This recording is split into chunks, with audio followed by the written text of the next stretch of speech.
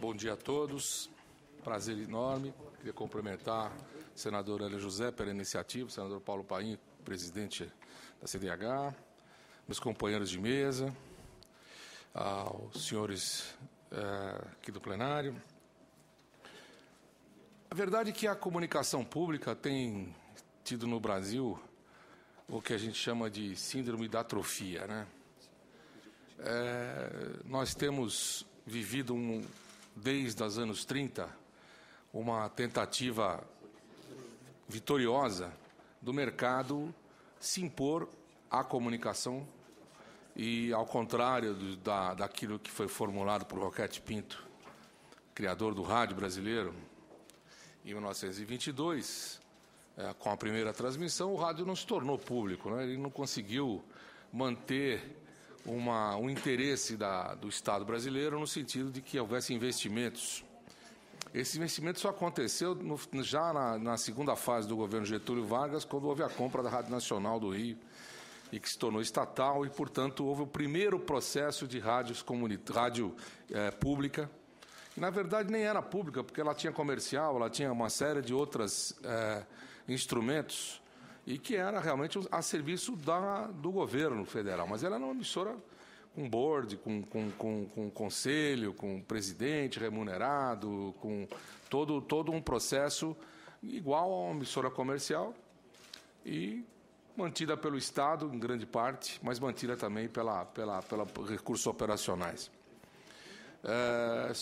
É exatamente com os militares, no golpe militar de 64, que surge uma tentativa de criar uma rede, que é exatamente o Sinred, depois a FunTV e outros grupos que se estabilizam para criar projetos como o Projeto Minerva, que, na verdade, é um braço do Mobral, que vem substituir todo o projeto do Paulo Freire, que é exilado em 64. E nós começamos às avessas com o rádio, chamado rádio oficial ou rádio público, porque a gente não pode chamar de rádio público aquilo que era o Projeto Minerva ou outros projetos daquela época. Na verdade, surgiram, isso sim, projetos públicos estaduais. A TV de Pernambuco é a primeira, né? A primeira que a gente tem como exemplo. Depois vieram outras emissoras do Nordeste, algumas emissoras que se estenderam pelo Brasil, e criou-se um processo amorfo, porque cada um tinha vida própria, custeada pelo interesse do governador de plantão.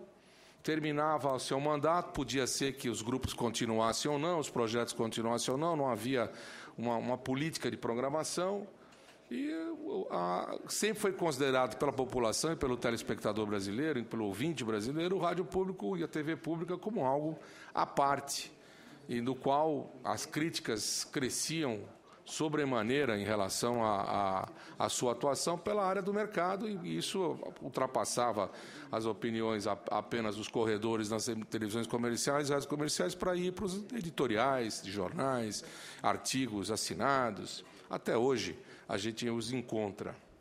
Mas é exatamente com a criação da IBC em 2007, exatamente no mesmo dia do lançamento, um dia antes do lançamento da TV digital no Brasil, em São Paulo, que a TV pública passa a ter uma característica pública. Por quê? Porque ela passa a ter não só uma estrutura de atendimento à sociedade, como ela cria um conselho.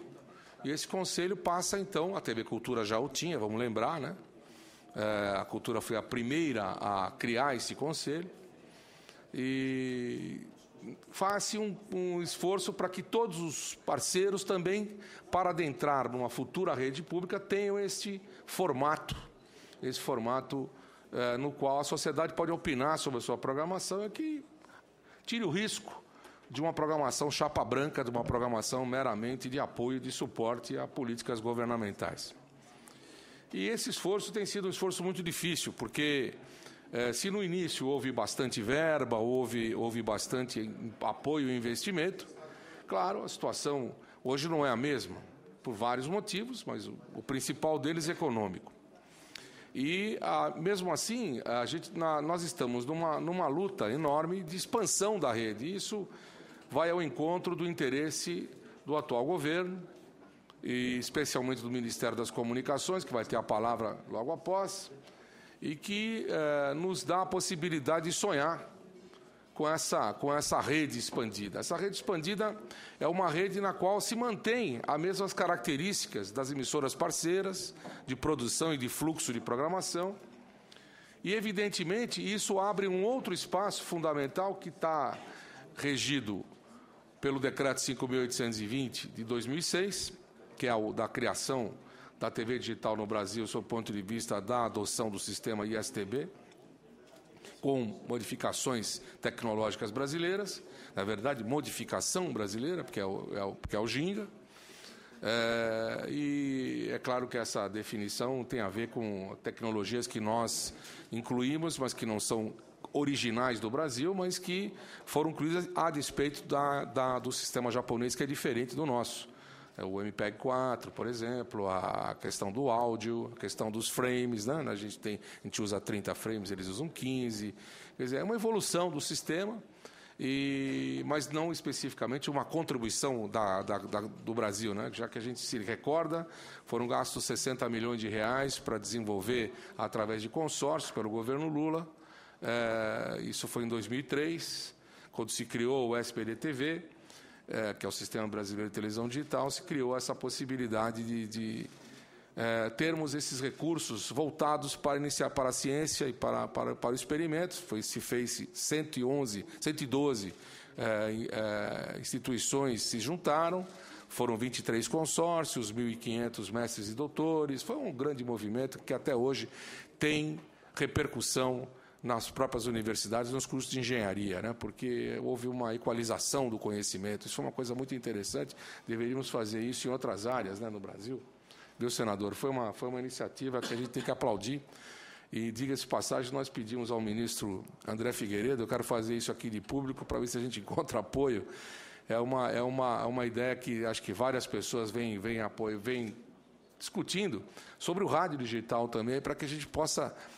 já é uma ideia antiga, não é uma ideia nova essa, mas a gente voltou de novo a pedir ao ministro que ponha dinheiro e recursos para a gente desenvolver nas universidades brasileiras o estudo do rádio digital, porque é mais fácil até, nós teríamos um ano para resolver isso. Tem algumas iniciativas internacionais que são iniciativas que não são proprietárias, ou pelo menos elas não são proprietárias no sentido da especificação das tecnologias e dos padrões, e, portanto, a gente poderia incluir a Universidade Brasileira para estudar isso, incluir, inclusive, criando patentes, como nós criamos o Ginga, que é uma patente brasileira, e outras poderiam ter sido criadas na TV digital, mas quem sabe no futuro, mas a gente teria a possibilidade de solicitar ao ministro que possa estudar essa oportunidade de botar a universidade, como foi feito na televisão, com bastante sucesso.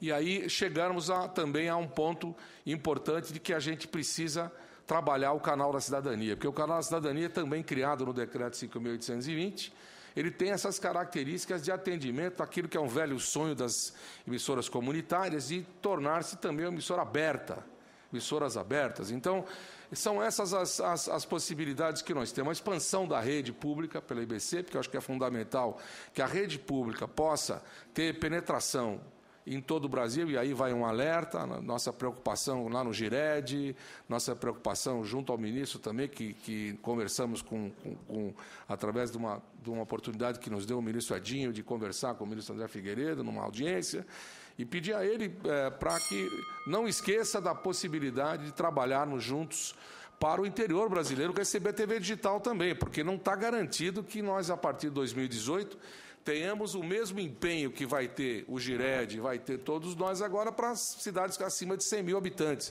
Quer dizer, dali para frente a gente tem um ponto de interrogação. Esse ponto de interrogação, eu espero haja sensibilidade das autoridades brasileiras de não fazermos dois Brasis. Um Brasil digital, um Brasil com 4G, um Brasil que tem recursos, um Brasil onde você vai fazer redundância no acesso à digitalização, e o outro Brasil atrasado, outro Brasil sem ainda TV digital, com TV analógica, usando 2G, né? Nem 3G, nós poderíamos dizer. Então, acho que essa dicotomia aí nós precisamos lutar contra ela. E, para finalizar, senador, dizer que a gente apoia totalmente a moção dos membros das TVs públicas estaduais, no sentido de solicitar que elas possam também fazer multiprogramação, porque essa é uma reivindicação antiga. Nós conseguimos lá com o ministro Hélio Costa, na época, que fizesse para as emissoras da União, foi esse o entendimento do conjuro do Ministério das Comunicações, mas nós achamos ultra justo que as emissoras públicas estaduais e municipais possam ter, por uma questão de analogia, ter também direito a fazer multiprogramação.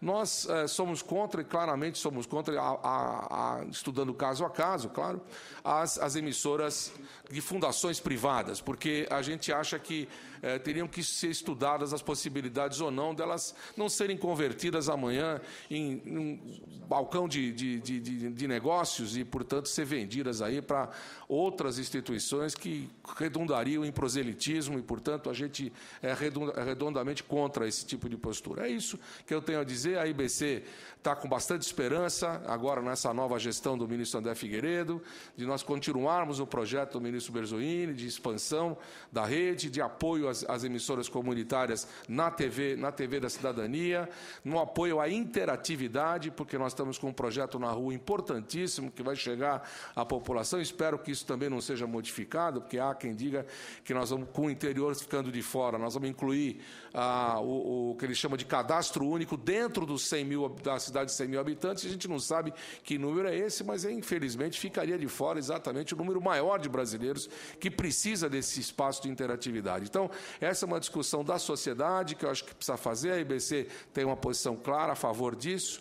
E esperamos que vocês, das emissoras comunitárias, também tenham a surpresa positiva de ter o Canal da Cidadania lançado rapidamente para vocês poderem se comunicar com o grande público brasileiro através da TV aberta. Muito obrigado.